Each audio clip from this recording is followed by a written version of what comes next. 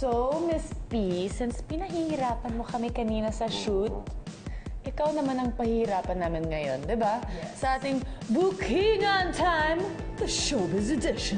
That's right. Alamin natin ang katotohanan dito sa Taste Buddies Slum Book. So, yung una, age 30. 30. Tapos biglang, yung totoo, 46. In your wildest fantasies, sino ang celebrity na nai-imagine mong sexy policeman na aaresto sa'yo? Si Alger Abrenica. Bakit siya? Iba yung dating niya sa akin. Kasi pagkausap mo si Aljur, di ba, soft-spoken, parang bait-bait. Pero yung dating parang... May respeto. Pero yung dating yung parang... Kylie, hello. Wicked stepmother na gusto kang patayin.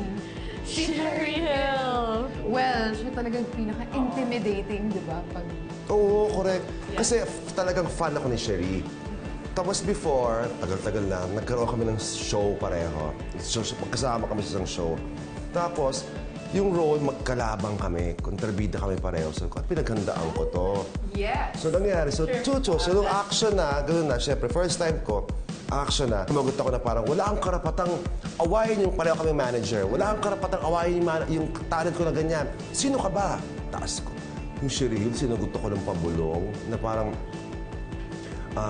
mas wala akong karapatan sa akin. Binulungan ako. Ay! Natulala ako. Iba yung laban. Oo, hindi Iniiba niya nakapagtaas. yung laban. Binulungan ako, talaga ako. Tapos after sabi ko sa director, ay cut po, pasensya na, starstruck talaga ako.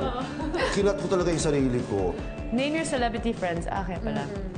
Fantasy. Na nandyan lang kapag nanlilibre ka. Ayoko, mahirap na. Wala naman akong binanggit. Kahit, Pero meron. pa na lang kami. Pero meron. Initials. Ay, ayoko. John Lapus din actually. Siya rin din. Siya rin din. Pero kasama din naman siya dun sa, na nandyan no matter what. Oo. Maganda kami ni Sweet kasi nung una ko siya na-meet, hindi ko siya type. Ha? Really? Kasi si Sweet maingay. Maingay. Ay, ayoko ng ganyan. Until nung dumating yung point na sinabi ni Andrew, may ayaw na library, at malamang kakahate mo sa kanya, mag-click kayo. In short, nag-click kami. Kasi trustworthy siya. Oo. Dedication. Stay gorgeous and nice. We will try ito lang.